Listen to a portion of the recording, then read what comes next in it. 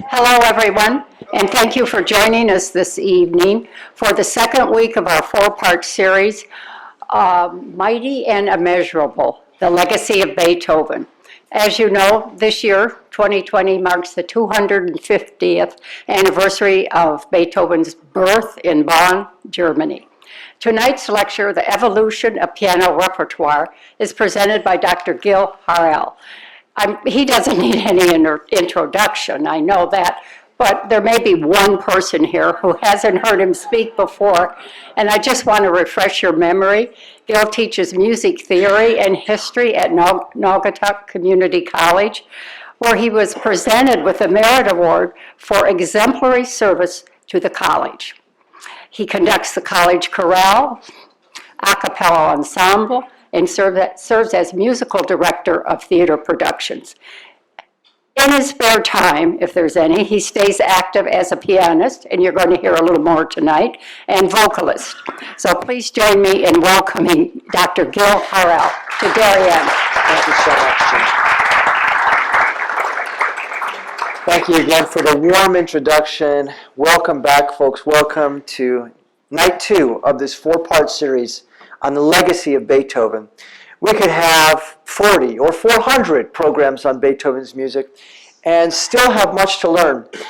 Tonight's program is going to cover what might be considered to be a paradigmatic reflection of Beethoven's impact on the world around him.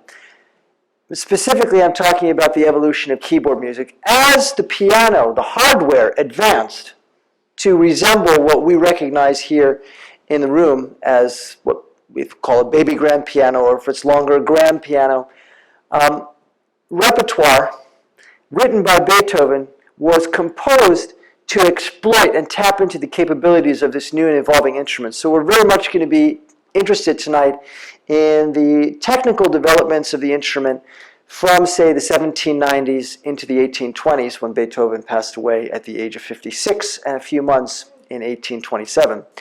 But before we do that, I want to talk about Symphony number 5 and wrap up that epic cliffhanger from last week. Because last week we spoke about the 5th Symphony, and because this particular series is so focused on a very specific aspect of Beethoven appreciation, and it's the legacy. How does Beethoven affect us today? This is a question many people are asking themselves because it is, in fact, the 250th birthday of this composer whose name, it's a household name. You don't have to come from a musical family to know who Beethoven is.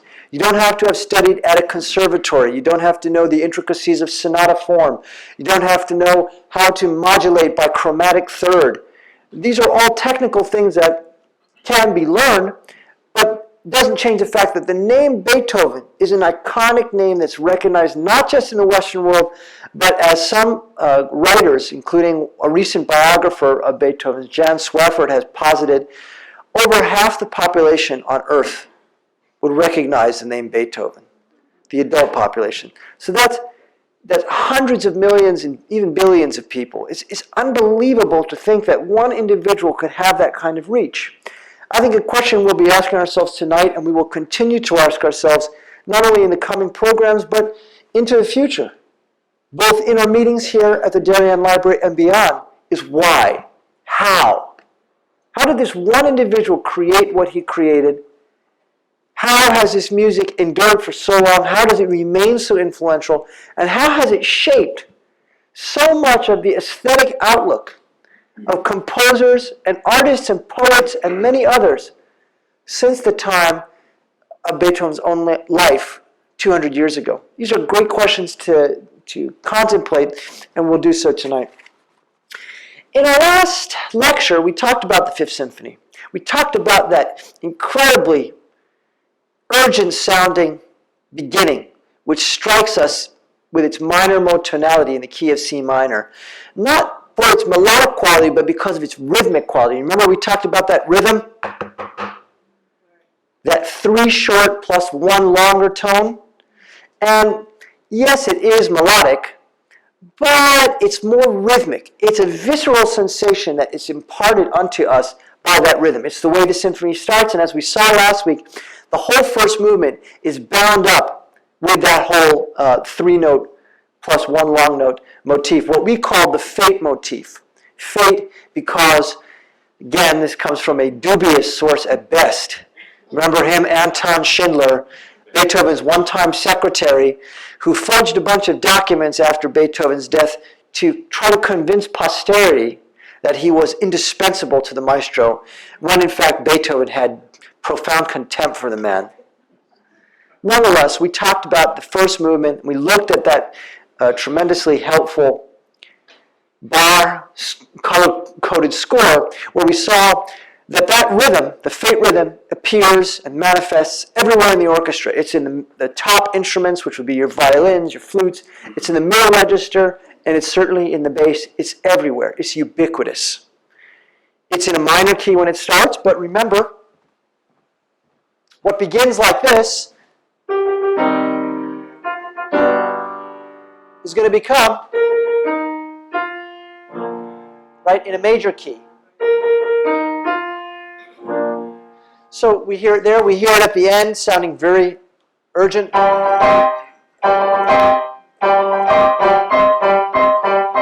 Right? So the rhythm, which you might describe it as sounding very extreme in its attack. It has a very sharp profile, right? It's not a rounded, blunted rhythm. It's one that's very easily picked out by the ear. In the second movement, we found that motif was transformed, softened, blunted by a slower tempo, a major mode tonality. The second movement is in A flat major, and really only manifesting in that cadential formula, which I'll play again for you here. Right when it cadences, cadencing means to arrive at the moment of repose.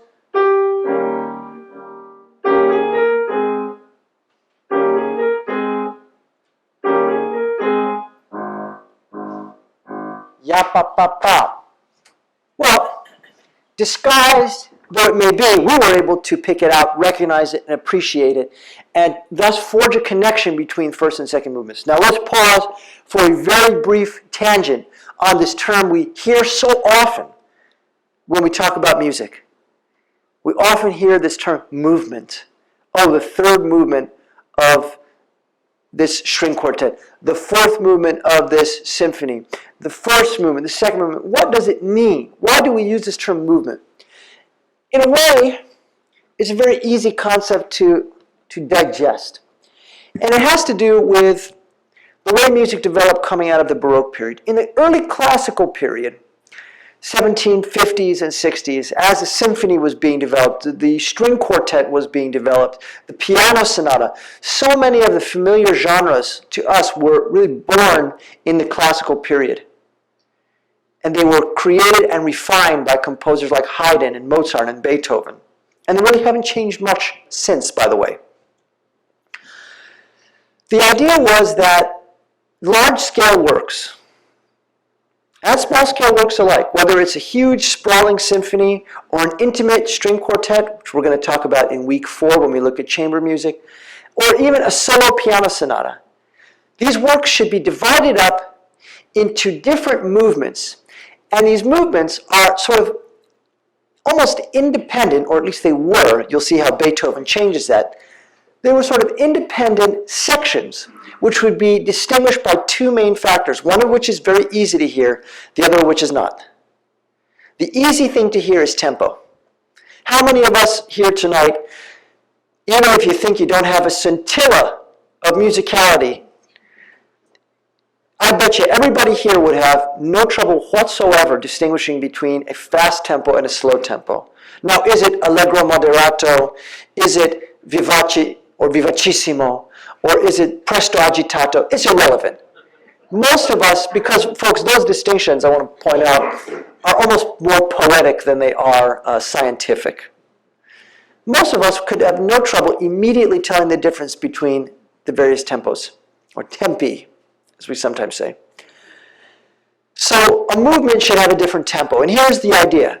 You go to hear a symphony, the first movement is going to hit you hard with a fast tempo and some excitement, typically more virtuoso playing, and a more signature theme, a recognizable motif. The second movement is a respite of sorts. So in symphonic music and in string quartets and sonatas, the second movement is almost always slow. Breathe. You just made it through a first movement with its whirlwind of notes. Now it's time for a respite. It's time for something of a slow tempo that's going to present us with opposing content. It's going to be thematically opposing. So if the first movement was in a fast minor key, the second movement now is going to be in a slow major key. The major and minor dichotomy is something we're going to visit tonight, because it's a very important part of Beethoven's identity as a composer, and I would suggest that its impact trickles down to us even today. Even today, the impact of Beethoven's elevation of minor keys is keenly felt, and we'll talk about some examples over the next 3 weeks. So that's all a movement is.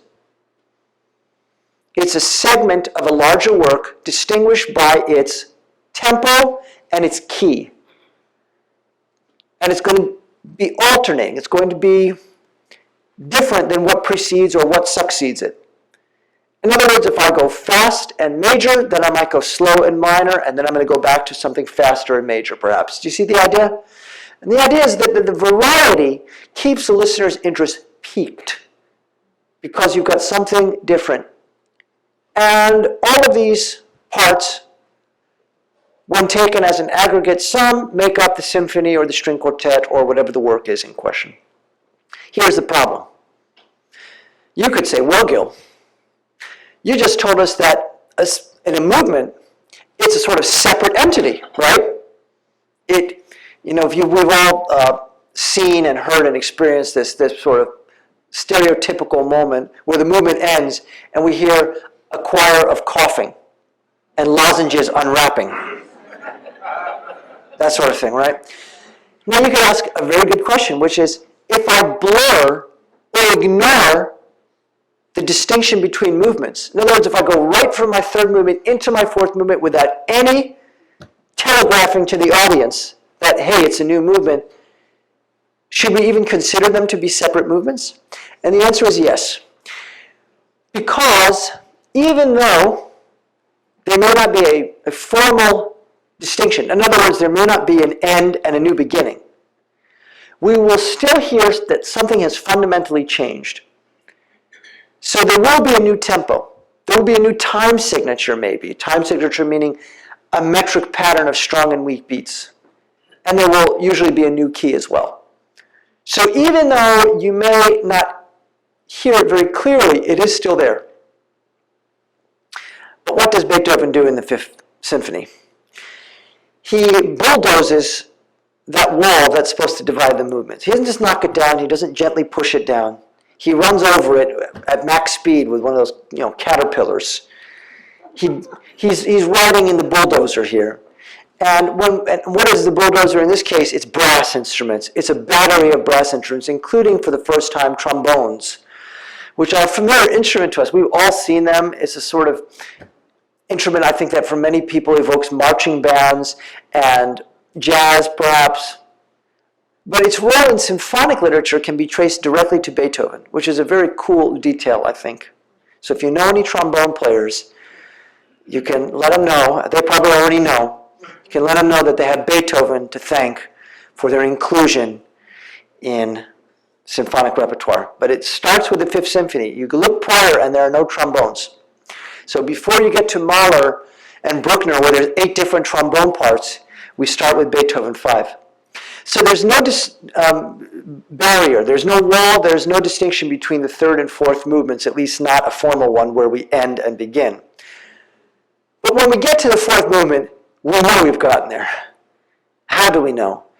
Well, the brass battery is going to sound the alert. But we're also going to be in a brilliant new key, and that's perhaps the most important aspect of this whole symphony, is that it starts in a minor key, C minor, and it's mired in this very doleful sounding minor key. The third movement, we're back in C minor. We have touches of E flat minor. It's very dark, very heavy, almost depressing to some listeners. But then we get to a cadence, and we ended here last week. It's just one note pulsing in the bass. It's just C. And it's pulsing for a while with timpani and low strings, just doing this. That's it, one note. Is it minor? Is it major? Now it sounds like Strauss. So, I had a student this semester say, hey, isn't that Ric Flair's entrance music? Ric Flair, the professional wrestler, used Also sprach Zarathustra by Richard Strauss, but that's not going to be written until 1896. So what is it? It's nothing. It's neither. It's one note. And we as listeners are left to sort of meditate on this one note. What to expect. Because we've just gotten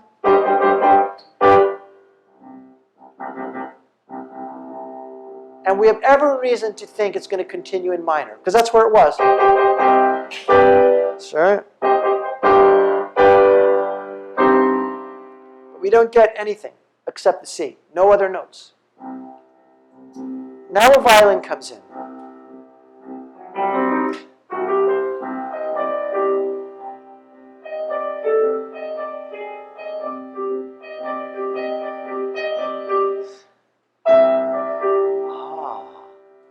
So we've had minor to start. It's mysterious, right? What is it exactly? Unclear. Now it sounds minor.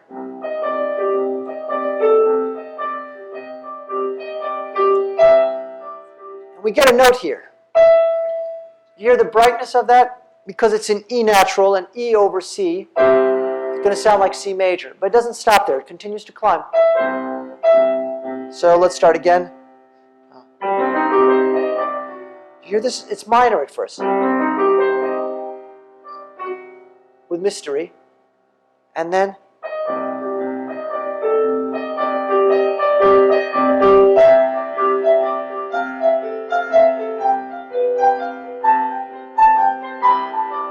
climbing, climbing until we get to this chord. And then the brass announce.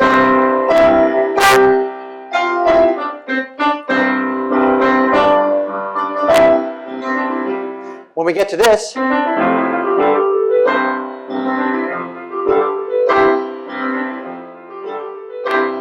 if you slow it down, what do you get?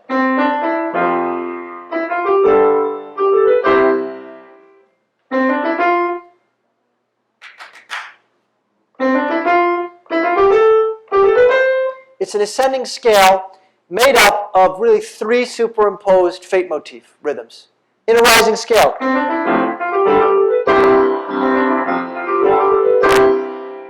It's so sneaky. Who would even notice it? So, again, going back to the end of the third movement, this remarkable bridge, it's all built around the ambiguity. And Beethoven flirts with both major and minor, the dark and the light, or the light and the dark, if you will. And it starts, and then rises. It's the E natural where the transition happens. In our score here, that E natural is going to be represented by the color red. So we're looking up, we're going to see the color red appear, and we're going to notice that things are going to start to change. It's going to start to build, climb, hope is mounting, the clouds are parting. However you want to read the metaphor, Beethoven is building a thunderous climax until finally we arrive on what's called the dominant 7th chord. It's unstable. It needs to resolve, and it does so in this very brassy fanfare. Which, what are the notes here? It's what we call an arpeggio or triad. It's a broken chord. It's as if we're announcing to the world in the loudest possible voice, hey, it's not C minor. It's C major. Major dominates. It triumphs over minor. Light triumphs over darkness. However we want to interpret it. Many people interpret it that way, using that kind of imagery. Let's listen to it. Here's the end of the scherzo. Now we don't have to, we're going to listen more in a moment, but just take a look at the screen. What do you notice in the second theme? Ba-ba-da-dum, ba-ba-da-dum, ba-ba-da-dum, ba-ba-da-dum, ba-ba-da-dum, ba-ba-da-dum, ba-ba-da-dum.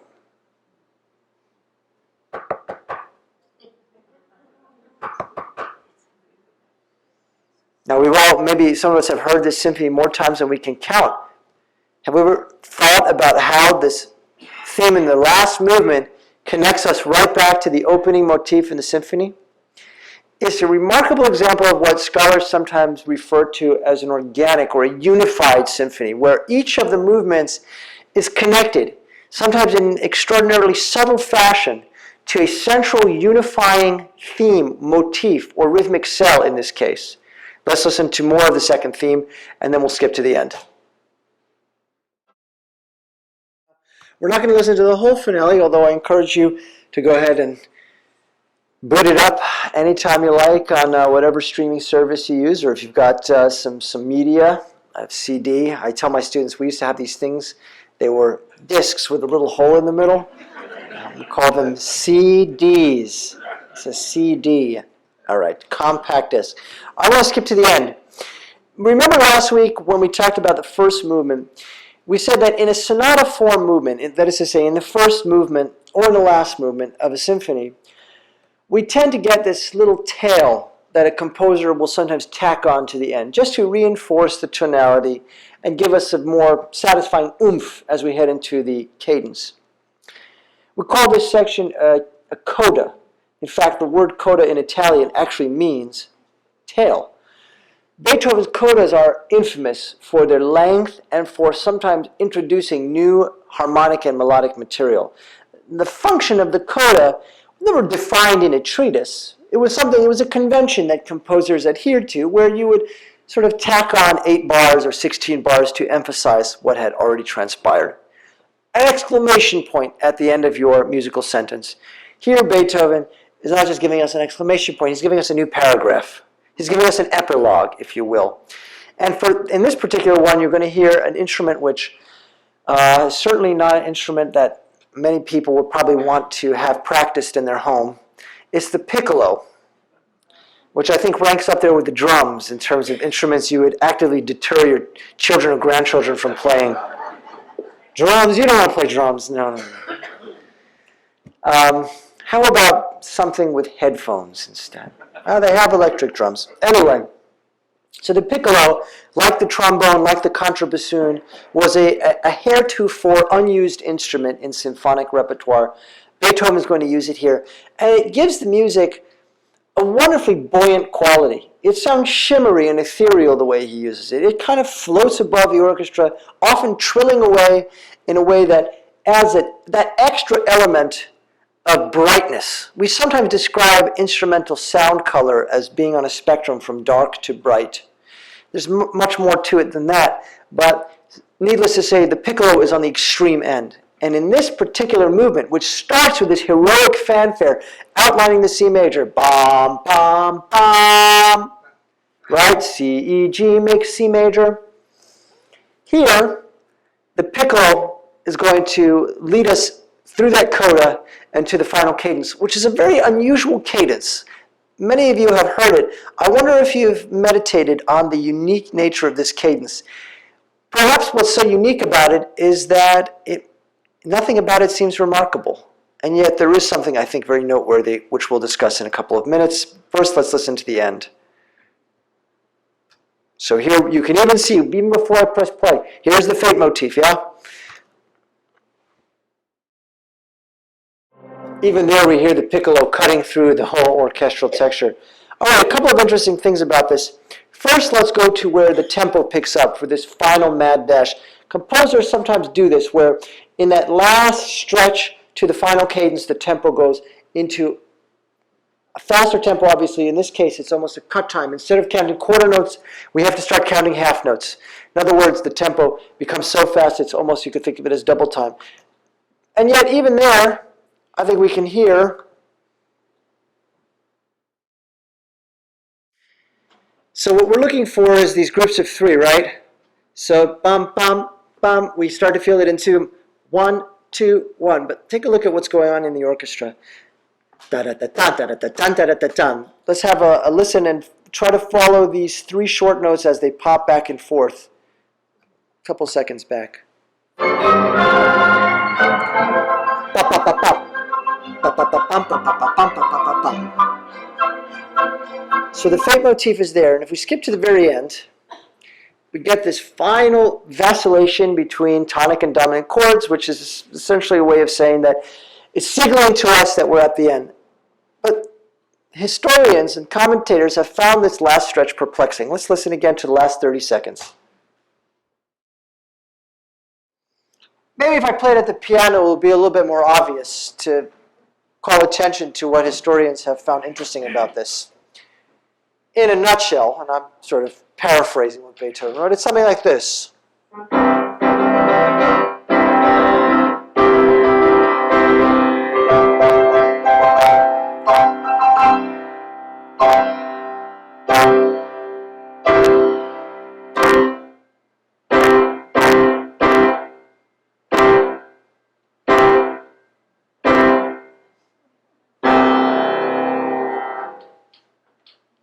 It's a non-stop barrage of C major, over and over and over again. When he's already made the point, he spends another 30 seconds just bonking us over the head with it. One C major chord after another. There's nothing frilly about it. There's no ornamentation. There's no descending scales or sweeping arpeggios. It's simply C major over and over again. And historians have puzzled over this. Why did Beethoven extend the coda an extra however many measured it is simply to state C major over and over again? 30 seconds is a long time to hear one single chord, isn't it? And maybe when we hear it on the piano, we kind of appreciate how much repetition there is there. Well, maybe he wanted to drive the point home even further. And what is the point? The point has often been interpreted as a sort of a triumphant, majestic soaring over the mountaintop, triumphing and shining a light even into the darkest of spaces. And someone asked last week about Beethoven and his struggles with deafness. Beethoven steadily became deafer and deafer as an adult. And it started when he was as young as 26 or 27 years old. He began to lose his hearing. And at first he did what most people do when we have even a little sniffle. We deny it. Oh man, I'm not sick. That's just allergies. Yeah, allergies. Go to a doctor. I don't need to see a doctor. This is something that even hundreds of years later we can appreciate, this mentality, this attitude, this defiance.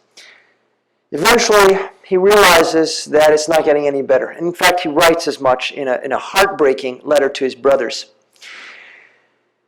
The Fifth Symphony was written at the end of this incredible period of musical fertility for Beethoven, a compositional fertility. He was writing at such a fast pace, churning out works that are regarded today as some of the cornerstones of the repertoire. The Eroica Symphony in 1804, the various piano sonatas, some of which we're going to discuss now, some chamber music. He's working very diligently on a work that would ultimately frustrate him much in his life, but nonetheless, this was the period he was working on. I'm talking about his opera Fidelio. And of course, we talked about that mammoth concert in 1808, where he premieres the Sixth Symphony, the Fifth Symphony, the Fourth Piano Concerto, the Triple Concerto, the Choral Fantasy, and more. And maybe this was his message to all the doubters and the naysayers.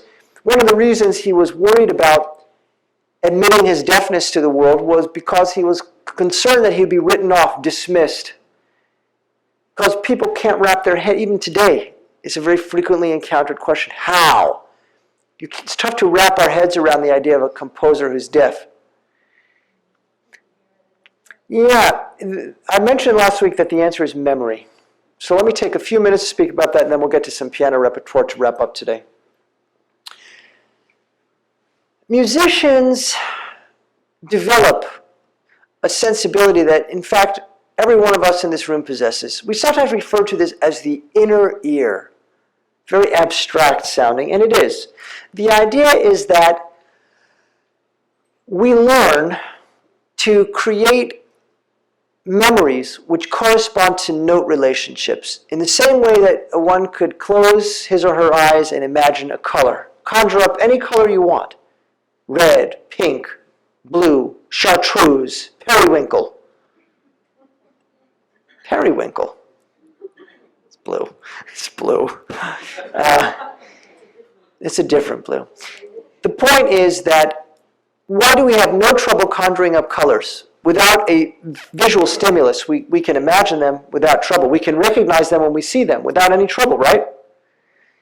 We don't have to study and look at a red car and say, well, it's not green, it's not yellow, I'm going to go with red.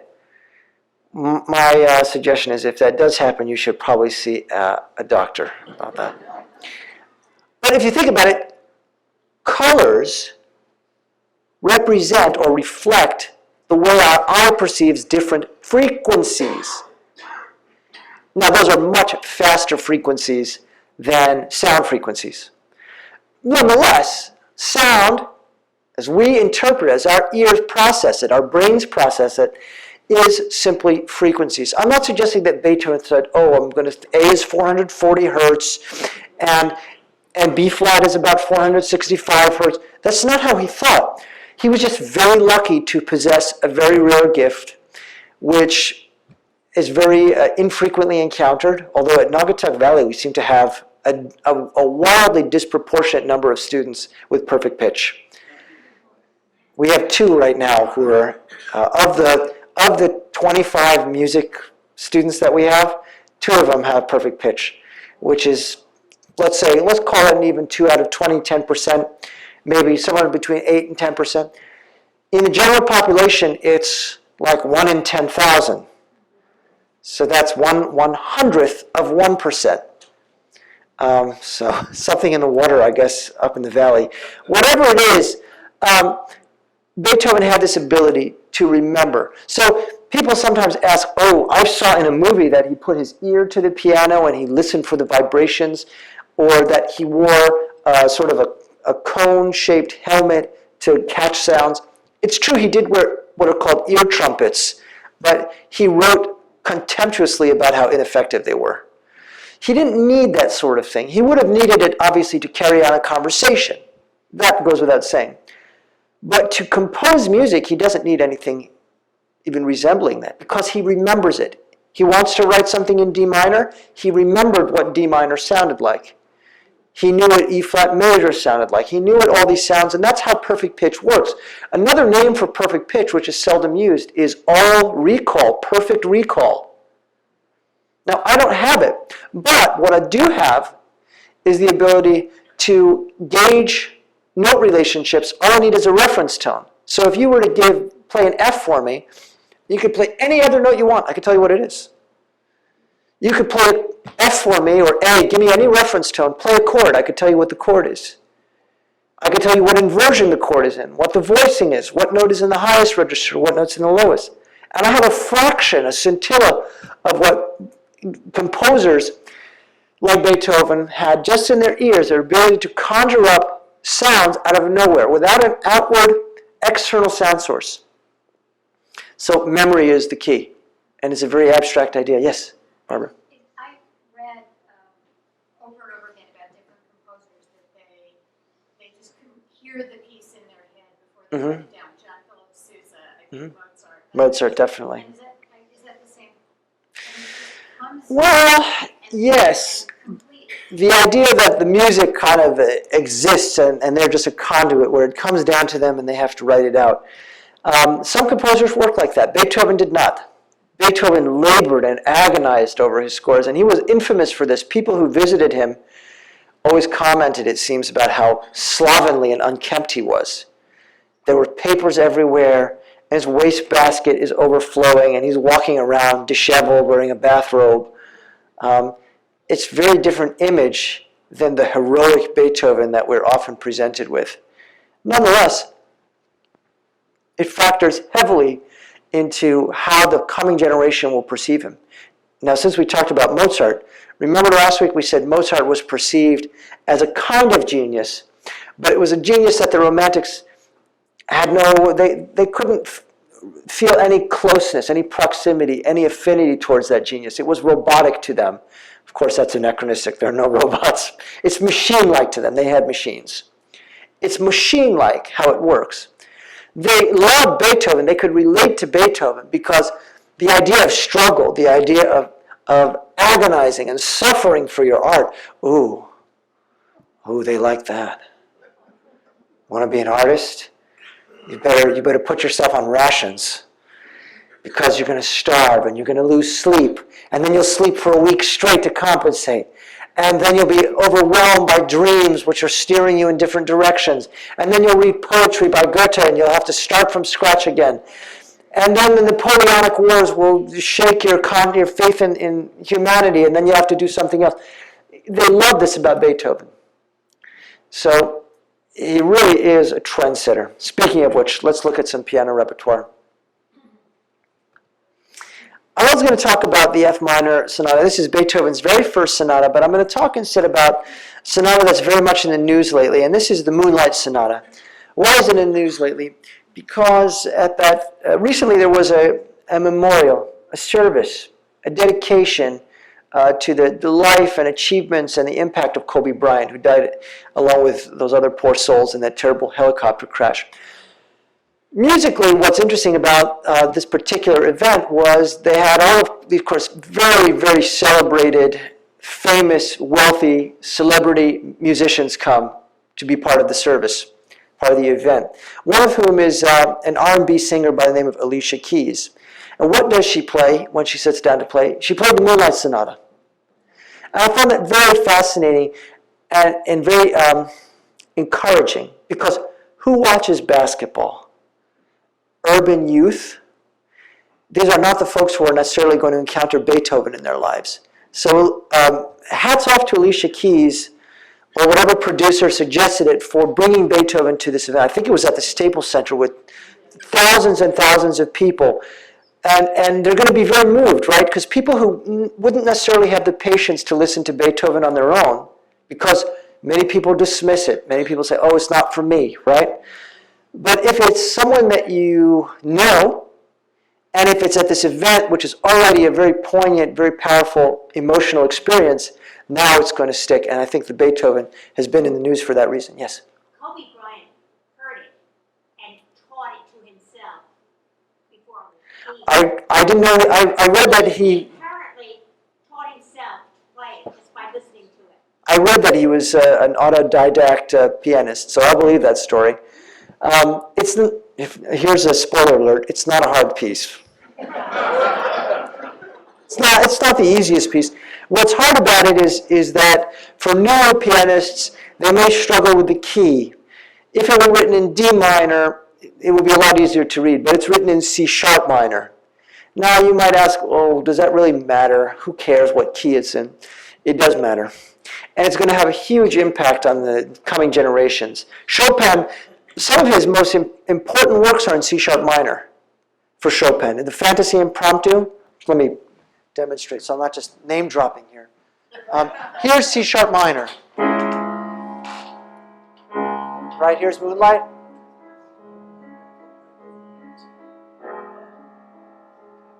Has this very mysterious quality. Maybe it's a dirge. Maybe something else. Fantasy. And here's the melody, which is almost trivial. That's it. That's the melody. Bam, ba, bam. Now just up a half step. Turning to the relative major. And there we are in major. And a swerve. Minor.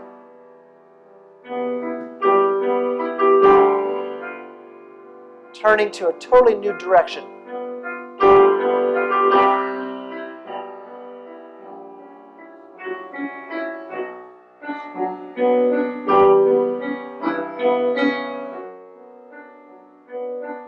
Cadencing.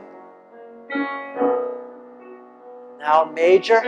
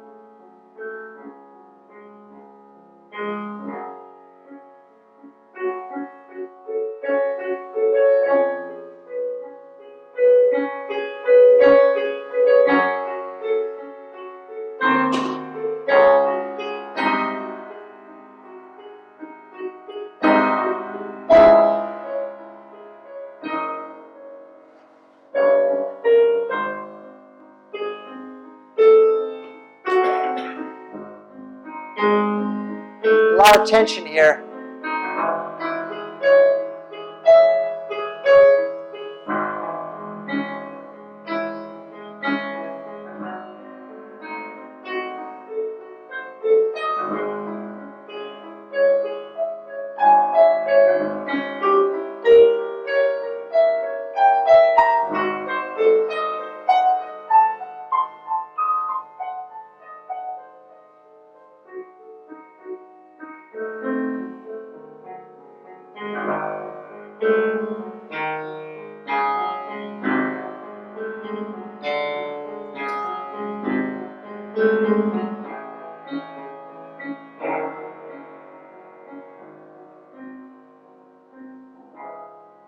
That's not the end, but we'll pause here.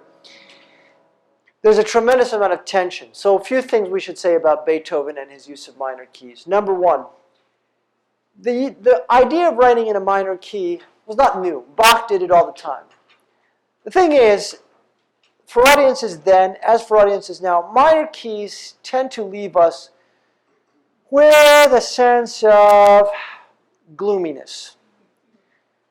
We've demonstrated this before. You can take any tune you want, invert the mode, meaning move it from major key to a minor key, and it becomes, well, recognizable, but now it's going to have a gloominess.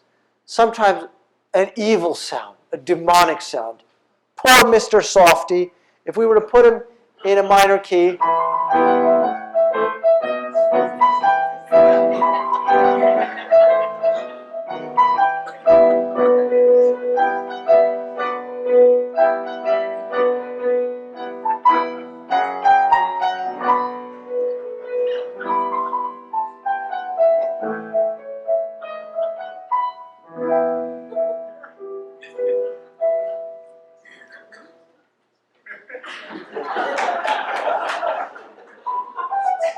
you would not want to buy ice cream from that truck. Don't go near, do not approach the truck. Step away, call 911.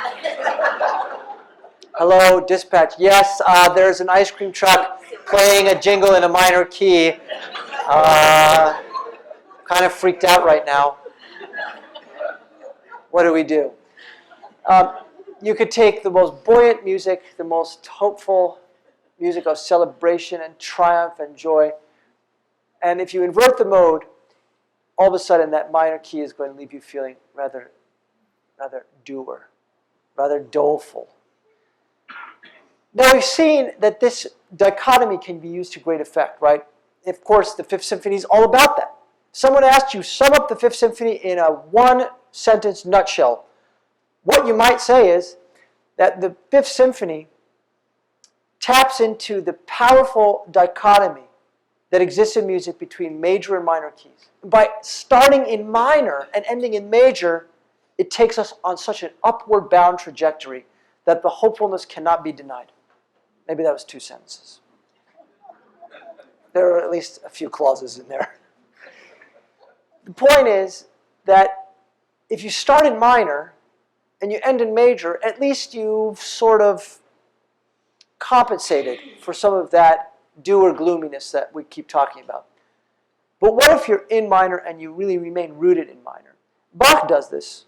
Bach doesn't really care if you like his music or not. He's not writing for an audience.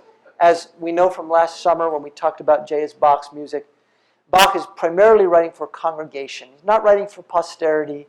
He's not writing for people in classrooms 300 years later. He couldn't have fathomed that that would ever happen. Beethoven is the first composer who seems to be aware that posterity is going to extol and exalt and cherish and keep his flame alive.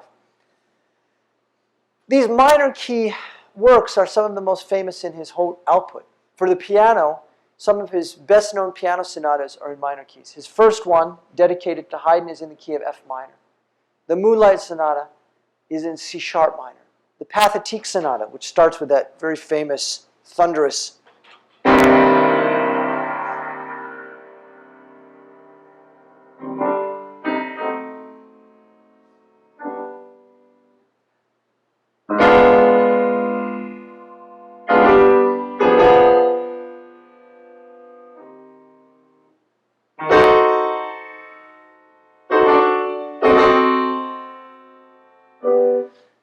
obviously, when we hear this, we know it's in a minor key. You don't need advanced ear training classes to tell you that. But it goes on beyond that. It's not just the Pathetique Sonata and the Moonlight Sonata and the Appassionata and the Tempest Sonata. Most of these names, by the way, were not from Beethoven. Using minor keys allows Beethoven to tap into not just the sadness, because that's a word that people often use to describe minor keys. They hear something in minor and they say, oh, minor is sad and major is happy. It's not that binary. It's not that straightforward.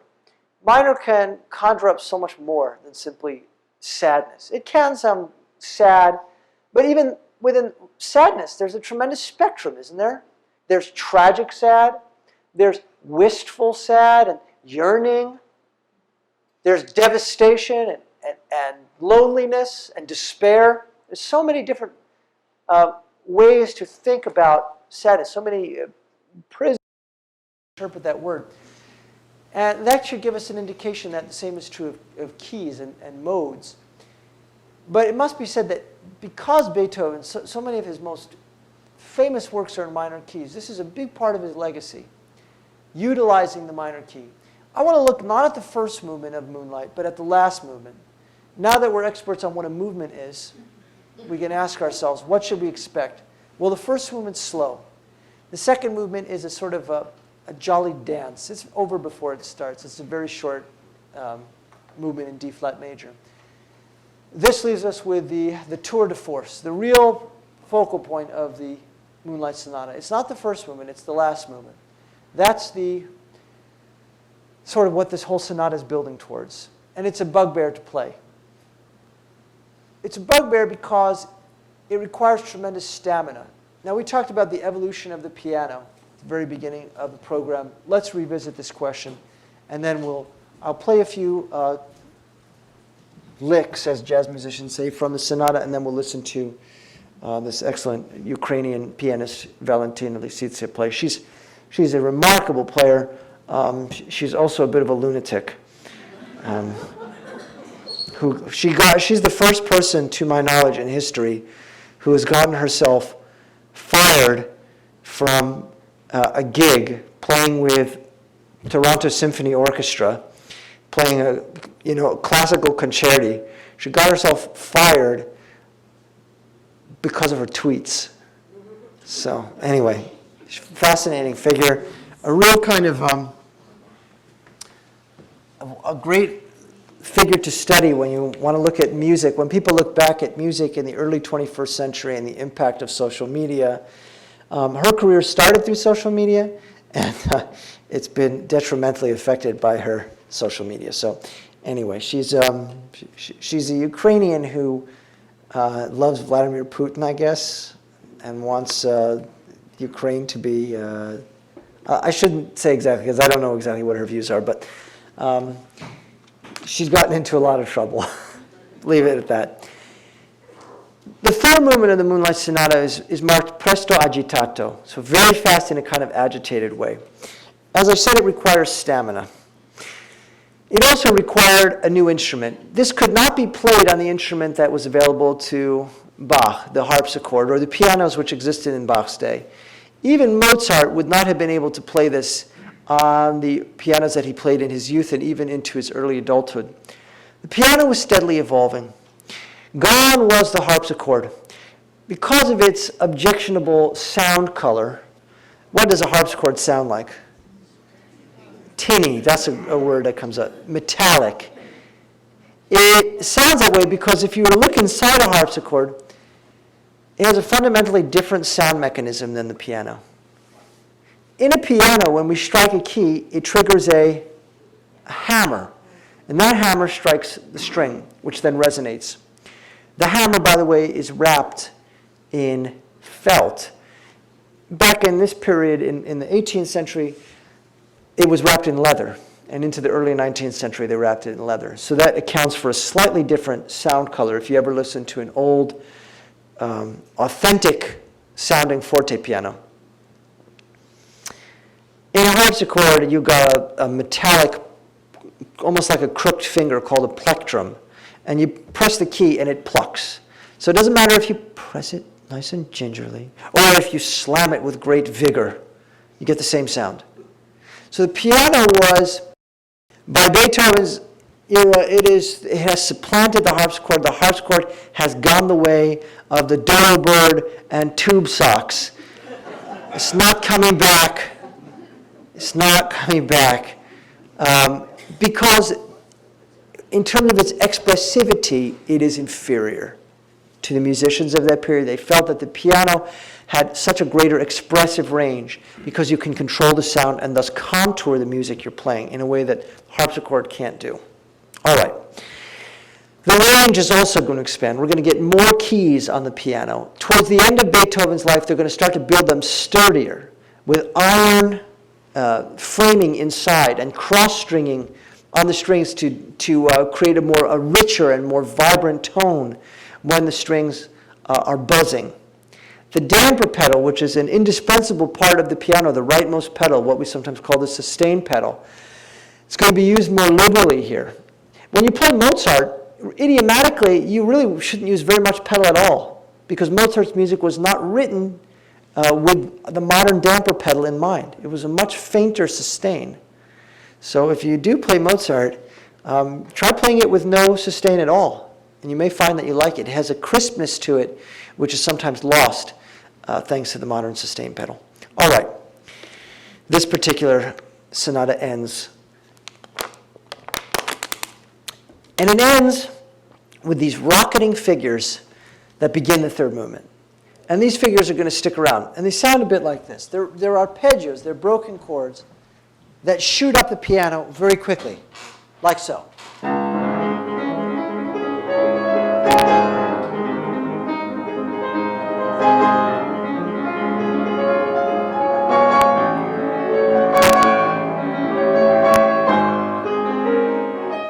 Right?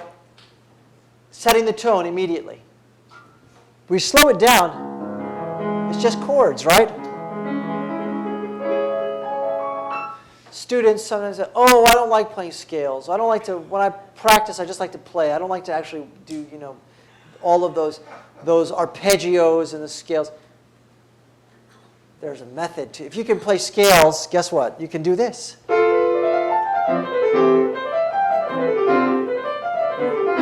And if you can play arpeggios, guess what? You can play that. So, these techniques that we use pedagogically have an angle. They're meant to inculcate students in the techniques which, or I should say patterns, which come up so often in the music. Why does this get so exhausting? It has to do with a concept called the Alberti bass, where the left hand is going to sort of alternate between chord tones to give us this rumbling quality. The thing is, in this particular movement, you have to play it over and over again, that Alberti bass pattern, and it goes on and on. So the left hand gets very fatigued. It might sound like this. If we slow it down, I could just play a block chord. Do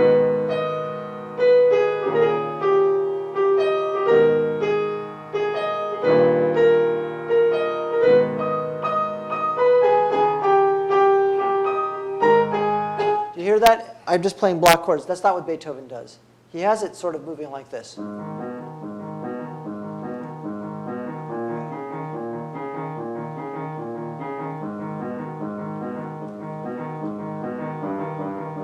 Except, 3 times as fast. So what we get is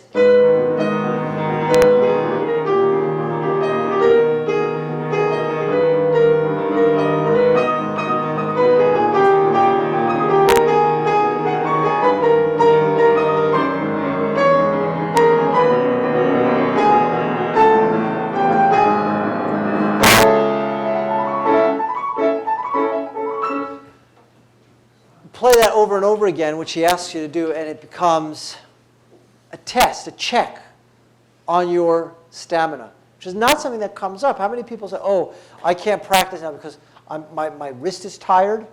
It doesn't come up very often when we play repertoire, but this particular sonata forces you as a player to engage directly. Let's listen to the third movement of the Moonlight Sonata. This is one that I would suggest nobody's going to learn this one by ear. You're going to want to have the music out for this one. So we listen to I'll play the exposition, and then I'll skip to the recapitulation.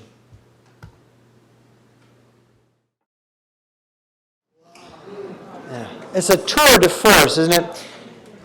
Now this sonata and others like it are going to completely revolutionize the genre of keyboard music.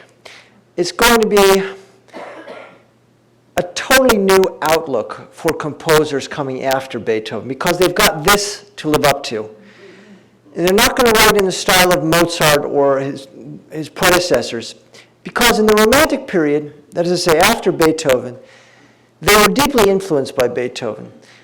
So much so that they simultaneously held him in awe and reverence and worship, but also they were in some way terrified of his specter. How do you get out from under the shadow of this if you're writing piano music?